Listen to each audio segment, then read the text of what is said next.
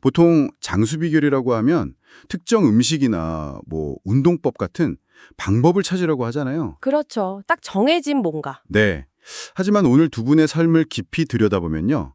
그 방법들만큼이나 어쩌면 그 이상으로 중요한 게 삶을 대하는 태도나 마음가짐이라는 걸 발견하게 될 겁니다.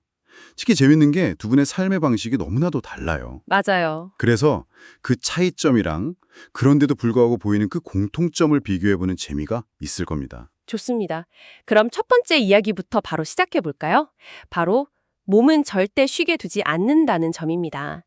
먼저 1917년생이신 재춘 할머니를 보면 와, 정말 입이 떡 벌어져요. 동네 놀이터에서 그네를 타시는데 발을 그냥 쭉 뻗어서 하늘까지 닿을 것처럼 타시는 모습이 이게 정말 100세 넘으신 분이 맞나 싶더라고요. 106세이신 삼주의 할머니도 마찬가지예요. 매일 아침 맨손 체조로 하루를 시작하시고 엘리베이터가 있어도 굳이 계단을 걸어 올라가세요. 그리고 영상에서 제가 제일 놀랐던 장면 중 하나가 10kg짜리 쌀가마니를 가게에서 사서 그걸 직접 어깨에 메고 집까지 걸어오시는 모습이었어요. 10kg 쌀가마니를요? 와, 젊은 사람들도 그거 버거워하는데 정말 대단하시네요. 근데 이 두 분의 공통점이 일부러 시간을 내서 헬스장에 가거나 특별한 운동을 하는 게 아니라는 거예요. 네네. 그냥 삶 자체가 운동인 거죠. 제춘 할머니는 200평이나 되는 텃밭을 혼자 가꾸시고 200평요? 네. 그리고 삼추 할머니는 시장 가실 때 일부러 숨이 좀 찰 정도로 빠르게 걷는 게 습관이라고 하시고요. 바로 그게 핵심입니다. 전문가들이 이걸 생활 운동이라고 부르죠. 일상 속에서 그냥 끊임없이 몸을 움직여주는 것. 이게 사실 돈 안 들이고 할 수 있는 최고의 건강 관리법이거든요. 아, 그리고 이런 생활 습관의 결과가 건강검진 수치로 딱 증명이 됩니다. 제춘 할머니의 관절 나이는 실제 나이보다 훨씬 젊은 70대에서 80대 수준으로 나왔어요. 근데 삼추 할머니 결과는 저는 사실 이 자료 처음 보고 제 눈을 의심했습니다. 근육량이랑 내장 지방 수치가 20대, 30대 젊은이 수준으로 나왔다는 거예요. 106세 어르신의 몸속이 20대라니. 아니, 이게 의학적으로 가능한 일인가요? 이건 그냥 운동을 한다는 차원을 넘어서는 결과 같은데요? 그렇죠. 보통 나이가 들면 근육이 자연스럽게 막 빠지는데 삼추 할머니는 평생에 걸친 꾸준한 움직임으로 그 근육을 지켜내신 거예요. 우리 몸이 참 정직해서 쓰면 쓸수록 그 기능이 유지되고 발달하거든요. 아, 그분은 몸을 아껴야 한다는 생각 대신에 몸은 움직여야 제 기능을 한다. 이 진리를 그냥 본능적으로 알고 계신 거죠. 특별한 비법이 아니라 움직이는 게 당연하다는 그 태도가 젊음의 기초가 된 셈입니다. 그렇게 끊임없이 움직이시려면 에너지가 정말 많이 필요할 텐데 그럼 두 분은 대체 뭘 드시는 걸까요? 여기서부터 이야기가 진짜 흥미로워져요. 우리가 흔히 생각하는 장수 노인의 건강식, 이거랑은 전혀 다른 그림이 펼쳐지거든요. 제춘 할머니는요, 소문난 고기 많이 하세요. 삼시세끼 돼지고기 수육을 즐겨 드세요. 맞아요. 치아가 하나도 없으신데도 잇몸으로 오물오물 고기를 정말 맛있게 드시는 모습이 참 인상적이었죠. 단백질 섭취가 근육 유지에 얼마나 중요한지를 보여주는 좋은 예고요. 근데 식습관에서 진짜 놀라운 건 따로 있었죠. 바로 커피입니다. 아니 하루에 설탕을 숟가락으로 3번이나 듬뿍 넣은 다방 커피를 10잔씩 드신대요. 보통 상식으로는 건강에 정말 안 좋은 습관이잖아요. 혈당 걱정도 되고요. 그렇죠. 그런데도 이렇게 건강하시다는 게 이게 어떻게 설명이 되죠? 우리가 우리 몸에 대해 뭘 좀 잘못 알고 있는 걸까요? 아주 좋은 질문이에요. 의학적으로만 보면 분명히 위험 신호로 보일 수 있죠. 하지만 여기서 우리가 주목해야 할 건 무엇을 먹느냐를 넘어서 어떻게 먹느냐는 거예요. 제춘 할머니는 주변에서 아무리 걱정해도 나는 단 걸 잘 먹으니까 괜찮아 이러시면서 그 커피를 마시는 순간을 온전히 즐기세요. 아, 즐거움. 네, 그분에게 커피는 단순한 음료가 아니라 하루의 낙이고 행복 그 자체인 거예요. 이 즐거움이라는 감정이 주는 긍정적인 효과를 절대 무시할 수가 없습니다. 스트레스 없이 즐겁게 먹는 게 오히려 보약이 될 수도 있다. 이런 말씀이시군요. 반면에 삼촌할머니의 식단은 우리가 생각하는 건강식에 훨씬 가까워요.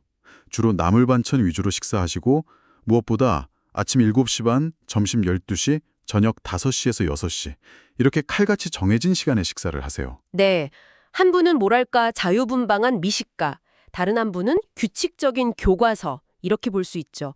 겉보기엔 완전히 정반대지만 이 두 분의 식사에도 아주 중요한 공통점이 있습니다. 아까 말씀드린 즐거움하고 또 하나가 바로 목적의식이에요. 삼촌할머니께서 이런 말씀을 하셨어요. 내가 기운이 있어 살아야겠다. 내가 있어야만 애들도 보고 하루도 보잖아. 와, 이 말에 모든 답이 다 있습니다. 단순히 배를 채우는 행위가 아니라 내가 사랑하는 사람들을 위해서 그리고 내 삶을 계속하기 위해서 에너지를 채운다는 분명한 이유가 있는 거군요. 바로 그거죠. 제춘할머니는 좋아하는 음식을 통해서 삶의 기쁨을 얻으시고 삼촌할머니는 규칙적인 식사를 통해서 자녀를 돌볼 힘을 얻으시는 거예요. 결국 특정 음식이 정답이라기보다는 먹는 행위를 통해 삶의 긍정적인 에너지를 얻는 그 태도 자체가 핵심이라고 볼 수 있습니다. 듣고 보니 내가 좋아서 한다, 내가 필요해서 한다는 그 마음이 음식뿐만 아니라 두 분의 삶 전체를 관통하는 것 같아요. 이 태도는 세 번째 이야기, 나의 삶은 나의 것이라는 철저한 자립심하고도 깊이 연결되네요. 두 분 다 남편과 사별하고 오랫동안 혼자 살고 계시는데 자녀들이 같이 살자고 아무리 권해도 한사코 거절하신다고요? 그렇습니다. 제춘할머니는 내가 여기서 영감하늘 나라 갔으니 나도 여기서 세상 뜨고 싶다고 말씀하세요. 남편과의 추억이 깃든 그 공간에서 삶을 주체적으로 마무리하고 싶다는 의지가 아주 확고하신 거죠. 근데 삼촌할머니의 이유는 또 달라요. 이혼하고 혼자 사는, 이른이 넘은 셋째 아들을 돌봐야 한다는 책임감 때문이죠. 보통 그 나이가 되면 자식들의 보살핌을 받는다고 생각하기 쉬운데 오히려 칠순 아들을 챙겨야 해서 독립을 유지하신다니 와, 정말 보통 분들이 아니세요. 세탁기가 있는데도 굳이 손빨래를 고집하시고 모든 집안일을 직접 해야 직성이 풀린다는 모습에서 그 강한 자립심이 그대로 느껴졌어요. 그게 바로 삶의 활력을 유지하는 또 하나의 비밀입니다. 심리학적으로 자신의 삶에 대한 주도권과 통제감을 잃지 않는 것은 높은 자존감과 바로 연결되거든요. 네네. 나는 여전히 쓸모 있는 사람이다. 내 인생은 내가 책임진다. 이 감각이 몸과 마음을 늙지 않게 하는 아주 강력한 원동력이 되는 겁니다. 누군가에게 의지하는 수동적인 존재가 되는 순간 노화는 급격히 빨라질 수 있어요. 정말 그러네요. 제춘할머니가 학교 문턱에도 가본 적이 없는데 혼자 한글을 깨치시고 지금도 돋보기를 쓰고 앉아서 좋아하는 노래 가사를 공책에 삐뚤빼뚤 베껴 쓰시는 모습이 떠오릅니다. 맞아요. 누가 시켜서 하는 게 아니라 그냥 내가 하고 싶으니까 하는 그 순수한 마음이 얼마나 큰 힘을 갖는지 보여주는 것 같아요. 맞습니다. 배움과 활동에 나이는 전혀 장벽이 되지 않는 거죠. 그 주체적인 태도야말로 100년의 세월을 지탱해온 기동이라고 할 수 있습니다. 하지만 이렇게 강인한 두 분의 삶이 처음부터 순탄하고 행복하기만 했던 건 아니에요. 오히려 그 반대였죠. 마지막 이야기로 넘어가 보겠습니다. 시련을 넘어 일상에서 행복을 찾는 마음의 힘에 대한 이야기입니다. 두 분 모두 정말 말로 닿을 수 없는 깊은 아픔을 겪어오셨어요. 특히 삼촌할머니의 사연은 정말 가슴이 아팠습니다. 네, 젊디 젊은 둘째 아들을 탄광사고로 먼저 떠나보내셨죠. 그 슬픔이 얼마나 컸으면 아들이 담긴 가족 사진을 보고 있으면 눈물이 나서 견딜 수가 없어서 딱 한 장만 남기고 전부 다 불태워버렸다고 하셨습니다. 어휴. 그 말씀을 하시는데 정말 100년의 세월이 흘러도 아물지 않는 어머니의 슬픔이 고스란히 느껴지더라고요. 제춘할머니 역시 지독한 가난 속에서 자녀들을 키워내기 위해 정말 억척같이 살아오신 세월을 이야기하셨죠. 두 분의 삶은 결코 평탄하지 않았습니다. 오히려 거센 풍파의 연속이었죠. 어쩌면 보통 사람들보다 훨씬 더 힘든 삶을 사셨는데 어떻게 이런 활력을 유지하실 수 있었을까요? 그래서 우리는 두 분의 장수를 단순히 건강한 몸 덕분으로만 봐서는 안 됩니다. 그 밑바탕에는 상상조차 하기 힘든 시련을 이겨낸 강인한 정신력, 다시 말해 마음의 근육이 자리 잡고 있는 거예요. 삼촌할머니께서 담담하게 하신 이 한마디에 모든 것이 담겨 있다고 생각해요. 마음을 크게 먹었지. 내 마음을 내가 달래가지고 이렇게 있는 거야. 내 마음을 내가 달래가지고. 이 말이 정말 깊은 울림을 주네요. 남 탓, 세상 탓을 하는 게 아니라 결국 내 마음을 다스리는 건 나 자신이라는 걸 이미 100년 전에 깨닫고 실천해 오신 거네요. 그렇습니다. 외부의 어떤 도움이나 환경에 기대는 게 아니라 스스로 자신의 마음을 다스리는 능력이 있었기에 그 긴 세월의 풍파를 견뎌낼 수 있었던 거죠. 그리고 정말 중요한 점은 그 엄청난 고통 속에서도 삶의 의미를 자식에게서 찾고 현재의 아주 작은 것들에서 기쁨을 발견하며 살아오셨다는 점입니다. 맞아요. 제춘할머니가 마당에 핀 작은 꽃 한 송이를 보면서 꽃 보면 기분이 좋지. 밥 안 먹어도 배부를 것 같아 라면서 소녀처럼 웃으시던 모습이 잊혀지지 않아요. 썸추 할머니 역시 아들과 함께 떠난 바발 여행에서 이런 말씀을 하셨죠? 아들을 낳았기 때문에 이런 경치도 보고 나는 행복하다. 과거에 잃어버린 아들의 아픔에만 빠져 있는 게 아니라 현재 곁에 있는 아들 덕분에 누리는 이 순간의 소중함에서 행복을 찾아내시는 겁니다. 이게 바로 진정한 회복 탄력성이죠. 오늘 두 할머니의 이야기를 쭉 나눠봤는데요. 정리해보면 장수의 비결은 이거다라고 할 만한 단 하나의 정답은 없었던 것 같아요.